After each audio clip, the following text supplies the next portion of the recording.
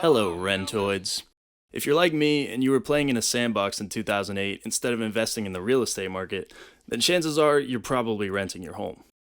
And if you are a rentoid like me, then you know the pain of receiving another mandatory rent increase from your landlord each year as they kick out a single mother of three for being one day late on her payment and laugh as they take off in their Lamborghini, McLaren, Ferrari, Maserati GTS 300. But what if I told you it's all a big conspiracy? What if I told you that there's an evil corporation, run like the mafia, who will stop at nothing to raise the rent prices, to keep you paying more and more of your hard-earned paycheck to them, and the landlords were all in on it from the beginning?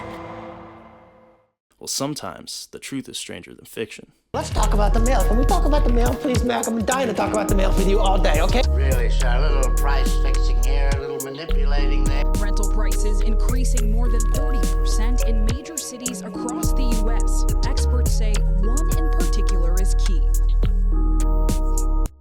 Real quick before we get into the video, I just want to give a massive shout out to everyone who watched, liked, shared, and subscribed on the last video. I was completely blown away with all the support and I did not expect my first video to do so well. So from the bottom of my heart, thanks to everyone who supported me, and this is only just the beginning. Anyways, let's get into today's topic, starting with some background information on the corporation in question. RealPage is a software company founded in 1998 by Steve Wynn in Richardson, Texas. In 2002, they acquired a software product called Yieldstar Multifamily Revenue Management System from Camden Property Trust. The program was later rebranded as AI Revenue Management, but for the purposes of this video, I'll be referring to it as Yieldstar.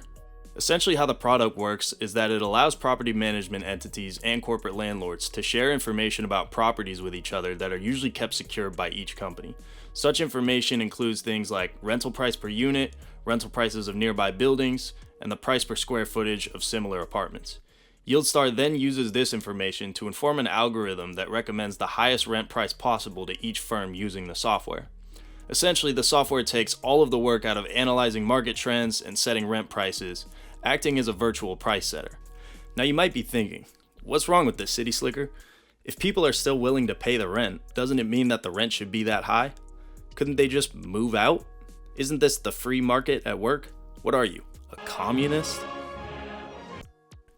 Well, actually, the company is being accused of luring corporate landlords into colluding with each other to raise rent prices across the nation by giving Yieldstar access to all of their information, including information about tenants that could be considered a violation of privacy. This is illegal under a U.S. antitrust law called the Sherman Act, which states, agreements among competitors to fix prices or wages, rig bids, or allocate customers, workers, or markets are criminal violations. If it still isn't making sense to you, let me hit you with an analogy. Imagine you go to the store to buy an apple, and it's $10 when it's usually 50 cents. So you go to another store to find a cheaper price, and the apple is still $10 there as well, because all the grocery stores had a secret meeting that decided that they were going to collectively price the apple at $10. Oh, and also if you don't buy the apple, you won't be allowed to eat for the rest of the month unless you move back into your parents' house so that they can buy apples for you. And then you have to hear them argue with each other every night about how you're too old to be getting apples from them, and that at this age they had way better and cheaper apples than you, and actually they even own their own orchard so that they didn't have to go to the store to get apples. Yeah, that makes sense, right?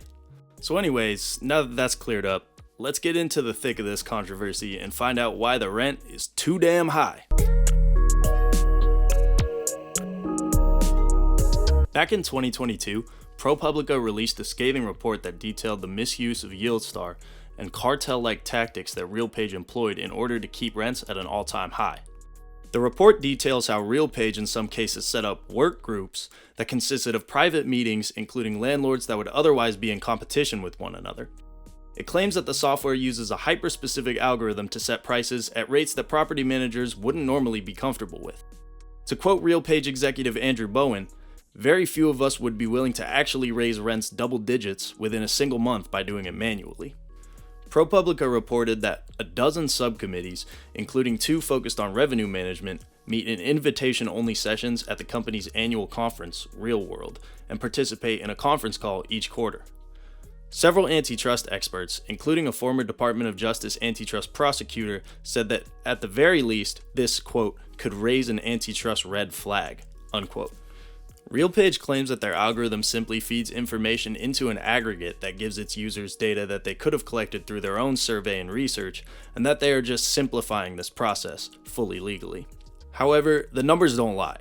Each of the 5 largest property managers in the US uses Yieldstar services in some or most of their buildings, and ProPublica found a direct correlation between apartment ownership by firms using Yieldstar and rapid rental market increases, such as in cities like Denver and Seattle.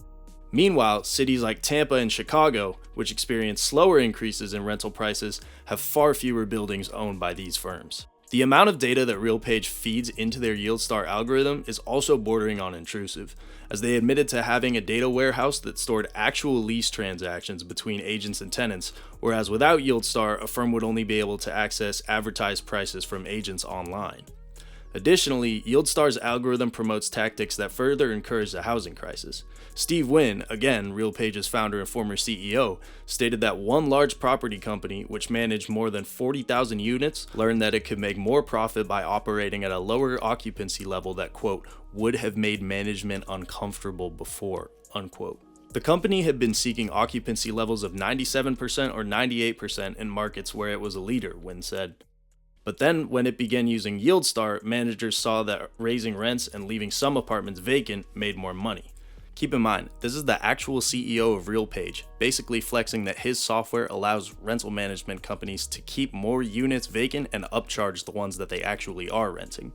Also, the tactics that RealPage uses in order to maintain their clients is basically just mob activity. Let me read you this paragraph from one of the civil suits filed against RealPage.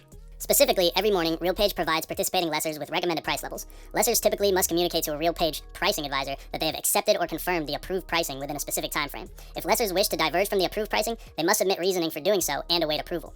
RealPage encourages participating lessors to have daily calls between the lessor's employees with pricing responsibility and a RealPage pricing advisor.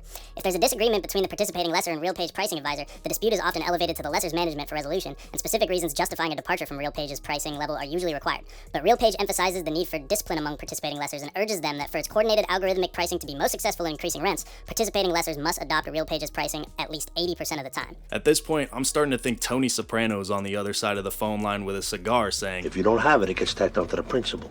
But as always, there's two sides to every story. Rick Campo of Camden Property Trust, the earliest adopter of Yieldstar, sees things differently.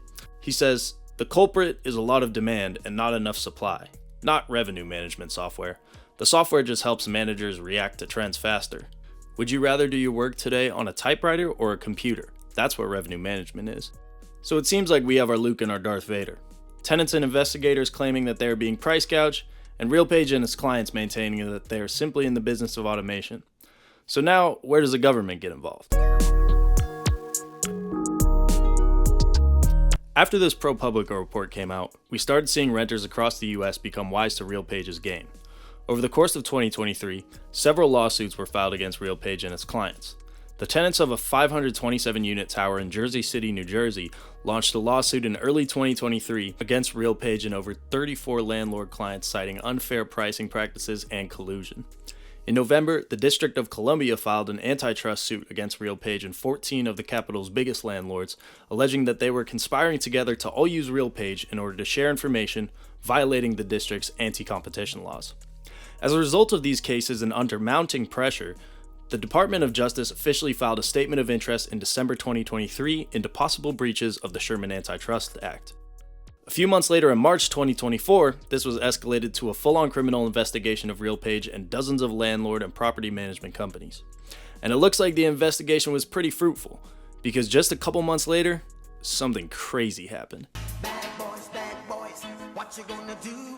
What you gonna do when they come for you? Bad boys, what you gonna do? On May 22nd, 2024, the FBI conducted an unannounced raid of Cortland Management, an apartment manager in Atlanta that manages over 85,000 units across the country, with a large concentration in the Georgia metropolis. The FBI declined to comment to any news sources about the raid, other than that it was indeed linked to the ongoing investigation.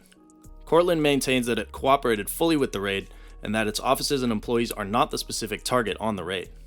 This part is a little confusing. I'm no lawyer and I know very little about law enforcement, but how could you be raided by the FBI by surprise and not be the target? Maybe they mean that the raid was more to find out information about how RealPage works and who is using it rather than to lock up Cortland execs, but either way, it's been radio silence from the Bureau so far. So why Atlanta? Atlanta has been hit particularly hard by the housing crisis, with the city seeing the 6th largest increase in rent prices in the country at a whopping 56% since 2016. Damn, that's a lot of Balmain skinny jeans. Additionally, 53% of rental units in Atlanta are priced by RealPage software, which means RealPage pricing tools effectively hold a majority over the rental market. So what's next? Well, nobody knows for sure, but legal heads are seeing this as a big sign of what's to come. The FBI could be gearing up for more raids like this in other cities that have suffered major rental increases, and then go for RealPage after they've gathered enough evidence. According to Politico, several other state attorneys' offices have begun their own investigations, including Arizona and North Carolina, as well as the aforementioned Washington, D.C. Well, for one, unless you're subservient to daddy corporate land Chad, and you get excited at the prospect of a maximum legal increase, nobody likes paying more rent.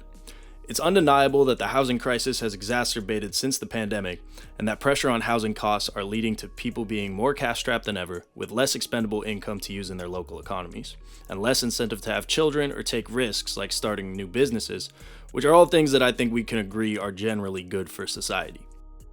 Detractors, including the Camden Property Trust CEO himself, might say, "But City Slicker, rental prices aren't the problem. The real problem is supply and demand, and we just need to build more." Which I do agree that we should build more, but it's important to remember that housing is an extremely dynamic issue, and that there's no one cause to the housing crisis that we're currently experiencing. Additionally, it's pretty hard to think of housing issues from a typical economic perspective like supply and demand, because housing is a necessity. Yes, people are still paying rents that Yieldstar and its clients are charging, but the housing market is not as simple as picking a cheaper option, especially when all the options available are using the same price fixing software. And you might say, oh, then why don't you move to a housing market that isn't so heavily controlled by RealPage and its clients? Well, first of all, there's a dwindling number of urban areas in the US where that's even a possible thing to do. Secondly, there's so many more factors that keep a person in a city than financial reasons. For example, your landlord could raise the rent, and you'd begrudgingly pay it because your family lives nearby, or your children have made friends in the area, or you're urban pilled like me and it's a 99 walk score neighborhood with a rapid bus line across the street. Well, unfortunately, if you live under one of these companies using RealPage, and you are unable to or don't prefer to move, all you can do is wait. Hopefully the DOJ and the FBI can work to restrict or even shut down Yieldstar's operations, and we can have some resemblance of a market rate housing economy again.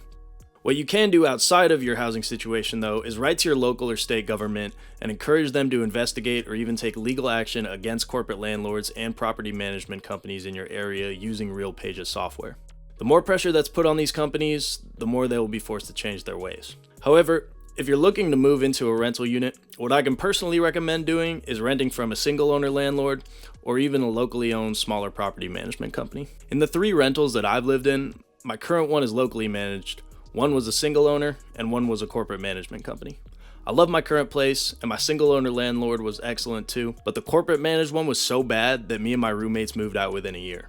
The issue with using pricing tools like Yieldstar is that they encourage a hyperactive housing market with high turnover rates and a willingness to accept the highest price no matter the tenant. This leads to a constant shuffling of people in and out of buildings due to opportunity cost, and as a cause of this, a lack of community and camaraderie is built between tenants. My last apartment only had 4 units on the floor, and in our 1 year there, we saw 3 different groups move in and out. And then we joined that list. In an incredibly lonely society, people are finding it harder and harder to make and keep friends with the people that are physically closest to us, our neighbors. It's my personal belief that cities are made great by and when people feel like they belong in them. And when landlords are colluding together to hike prices so that only the wealthiest among us can afford to live in our cities, we end up with desolate urban fabric devoid of culture and transient people who move from one opportunity to the next rather than staying and building something. It's funny because the sentiment of protecting the character of the neighborhood is usually one that comes from those who benefit from the housing crisis, but I think that by forcing everyone into constantly moving, looking for better deals, or struggling to make rent and having less money and time to spend in a locality, we affect the precious character of the neighborhood far worse than a mid-rise multi-use building would. But what do you guys think? Am I wrong? Do I not know what I'm talking about? Do I hate capitalism? Should I tip my landlord next time she comes to collect my check? Leave a comment down below, because even if you're hating, I still love you. And leave a suggestion for what you would like me to cover next. Not sure if I want to do a specific project like the last video or a broader topic / current event like this one, so let me know which one you like more or what I should cover that you're interested in. Till next time, City Slickers.